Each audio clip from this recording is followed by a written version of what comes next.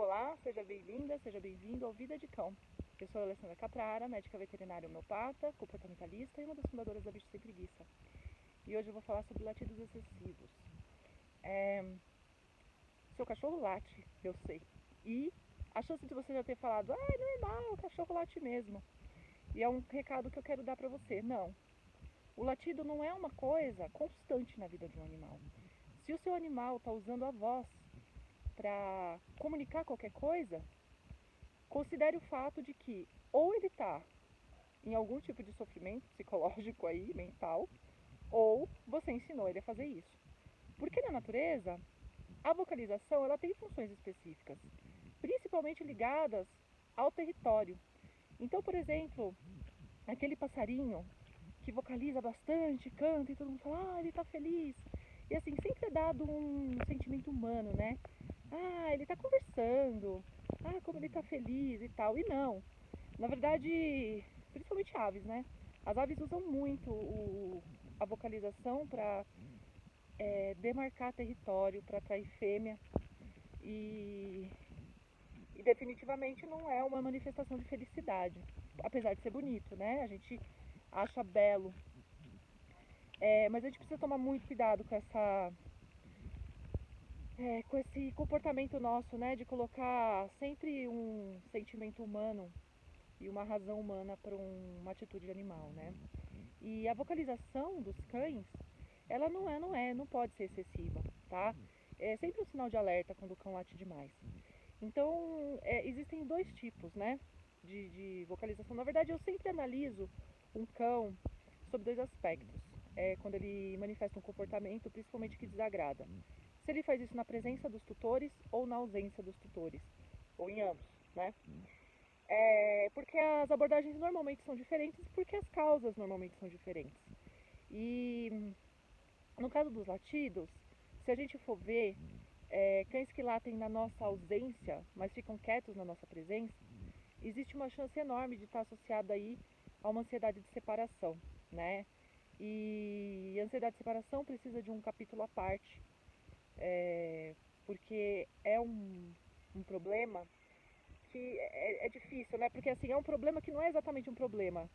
É uma, é uma questão que a gente não consegue resolver, né? Porque é uma necessidade natural não satisfeita. E é difícil satisfazer mesmo, né? Porque o cão, ele é um animal de grupo, mas quando ele vem para nossa casa, ele não está exatamente num grupo canino, ele está num grupo que tem outros padrões. E ele carrega nele alguns padrões, né? Por exemplo, os padrões hierárquicos.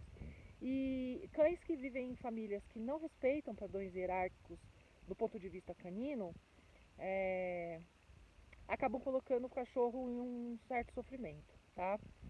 E aos poucos eu vou explicando para vocês esse padrão canino que eu falo de hierarquia, tá? É muito complicado falar essas coisas. Eu fico assim, falei, putz, que palavras eu vou usar? Eu falei, olha, quer saber? Eu vou usar as palavras certas. Porque elas foram distorcidas. Então, quando a gente fala assim de liderança, de hierarquia, não tem nada a ver com isso que a gente faz, né? Porque isso é coisa humana, né? Vamos combinar que o significado de liderança que os seres humanos carregam é muito pesado, né? Ele libera opressão, tirania, e liderança não é isso. A liderança ela é uma habilidade natural. E o líder, quais são as características de um líder, né? Um líder ele confere segurança ao grupo. Ele dá soluções, ele tem muita criatividade e ele tem força. E nem sempre força física, mas é uma força ali que mantém unido aquele grupo. Então a gente precisa rever também os nossos conceitos, né? Então quando eu falo hierarquia, não é hierarquia do ponto de vista opressivo, que um manda no outro, que tem a ver com poder, nada a ver, né? A hierarquia que tem a ver com organização. Cada um tem sua função dentro daquele grupo, tá? E as funções elas precisam estar bem esclarecidas do ponto de vista do cão, porque a gente tem assim a capacidade de verbalizar e entender esse processo. Agora o cachorro não. E por que eu estou falando isso? Porque tudo isso entra na questão da ansiedade de separação. Quando um grupo, no caso do cão, o grupo do cão hoje são humanos praticamente, tem cães que só vivem em grupos humanos, né? Quando tem só um cachorro. Tem cães que nunca teve nem contato com outros cães, né? Que nem sabe que é um cão. Imagina a crise que não é isso aí, tem um bichinho na minha cabeça. Então, o cão que vive nesse grupo humano, ele precisa ser compreendido e olhado segundo os próprios parâmetros, né? E aí, quando ele não é olhado nesse aspecto, ele sofre. E a ansiedade de separação é dos maiores sofrimentos. E ainda quando ele late, né? E quando ele fica quietinho, amuado num canto, e as pessoas acham, ai, que cachorro maravilhoso que eu tenho, nem dá trabalho. E o cachorro tá lá num sofrimento depressivo horrível, né? E eles não têm noção do que está acontecendo com o cachorro. E presta atenção nisso, viu? Aquele cachorro depressivo. Eu já gravei um vídeo sobre cães mais depressivos e vou gravar muito mais, né? Porque tem várias nuances desse aspecto do cão, né? Não são só os ansiosos. É que os ansiosos, eles incomodam, né? Muitas vezes, a nós mesmos, aos vizinhos. Então a gente tem mais atenção a isso, né? São os problemas e tal. Mas os depressivos também estão com problemas ali e normalmente os problemas são só deles, ficam lá dentro, né? Ficam os problemas lá dentro deles. Então, voltando aos latidos, a gente tem esse latido de ansiedade de separação, que é quando o cão late na nossa ausência. E a gente tem aquele cão que late na nossa presença e que normalmente foi a gente que ensinou. Pode ser que ele lata nos dois momentos, né?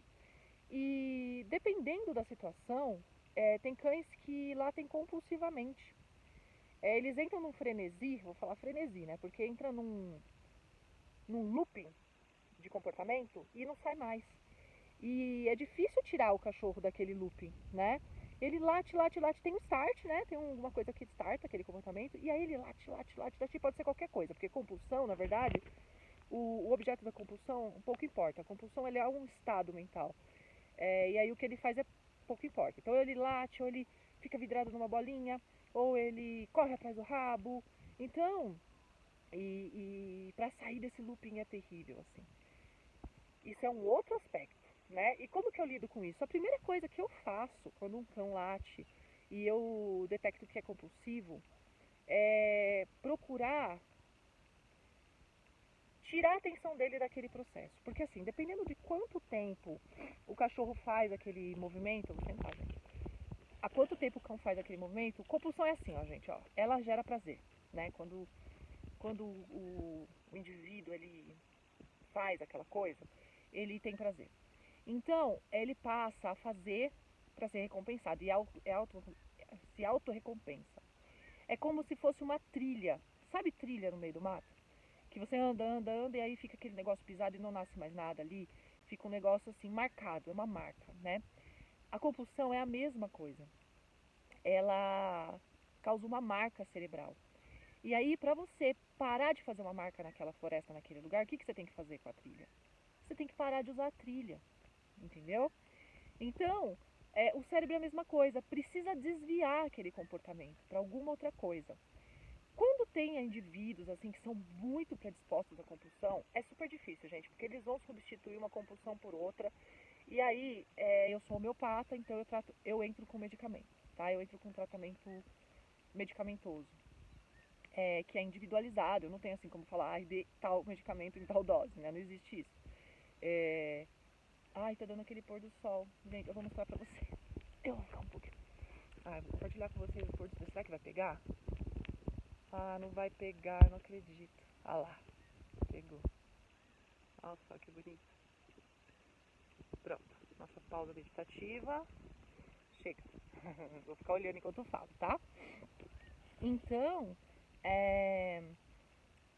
a gente precisa ter um olhar muito criterioso para esses cães compulsivos, tá? Quanto mais predisposição à compulsão, e tem raças que são predispostas, Bull Terrier, Bulldog inglês, eles são predispostos à compulsão, né? E assim, inclusive compulsão por agressividade, começa a agredir e não para. Compulsão, né? O Bull Terrier por correr atrás do rabo, né? E lambedura. Então, você precisa ter um olhar. Então, a primeira coisa que eu faço quando acontece isso, porque a compulsão, ela também pode ser forjada pelo ócio. Então, a primeira coisa que eu vejo, eu faço sempre um diferencial, né? Será que esse cachorro não está estereotipado porque ele está ocioso?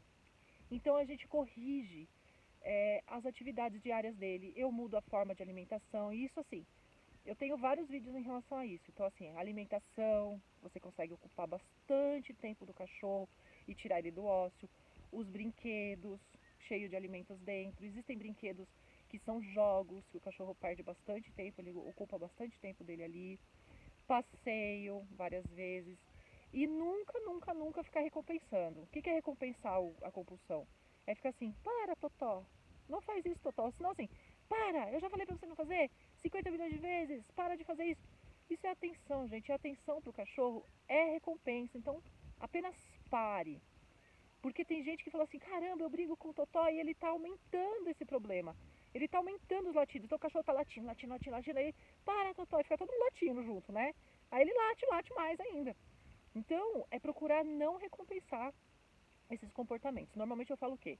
Começou a latir, sai do ambiente, né? A primeira coisa, se você não tem capacidade de não dar atenção, né? Porque olhou, deu atenção, dependendo do grau do cachorro, tá? Atenção é mais importante que alimento pro cachorro, gente. É muito. Às vezes a pessoa fala, mas eu não faço nada. Eu falo, você olha pro cachorro, olha. Então você já está recompensando. Vocês não sabem o poder que isso tem, tá? Então se você acha assim, bom, eu não vou conseguir não olhar pro cachorro, saia do ambiente, saia do recinto e vá para outro lugar, de preferência feche a porta, para que ele saia do frenesi sozinho, tá? E aí você vai descobrir se foi você ou não que sensibilizou esse cachorro a latir tanto. Porque às vezes ele começou a latir e você fica, para, quieto, dá atenção quando ele tá latindo. E não dá atenção quando ele tá quietinho. E aí ele vai aprendendo a latir, latir cada vez mais, aquilo vai piorando, piorando, vira uma loucura. Então faz esse teste primeiro, sai do recinto e vai para outro lugar. Se piorar a situação, aí não é isso, né? A questão é, tem que ir diminuindo, tá? Isso se o cachorro tá latindo por uma outra coisa, gente. Sabe assim, você tá na sua sala e de repente passa uma moto na rua e ele começa a latir, não para mais? É tipo isso que eu tô falando. Aí você pega e se retira pra não ficar recompensando o cachorro, tá? Aí se o cachorro aprendeu a pedir coisa pra você latindo, não faça isso que eu disse, tá? Não frustre o cachorro sem dar coisa, nada disso. É muito complicado porque olha só, onde eu começo? Olha, é assim. Quando você quer extinguir o comportamento, você precisa ter muita força de vontade. Tá certo? Porque todo comportamento antes de extinguir, ele piora muito. O que eu quero dizer com isso? Então tá aqui, latido, latido, latido, latido, latido. Aí você começa a não dar, né? Então, por exemplo, o cachorro late porque ele quer que você dê um pedaço do queijo que você está comendo. Aí você não dá, ele late, late, late, daí você não dá, você não dá, você não dá, você não dá, você não dá, você não dá, ele late, late, late, late, late, late, você não dá, você não dá. E ele vai latindo, latindo, mas ele grita, ele desperneia. E aí, quando ele chega no pico, ele tem uma queda brusca e extingue o comportamento, tá? Não sei se é muito fácil de entender, mas pensa que ele vai sempre piorar antes de parar.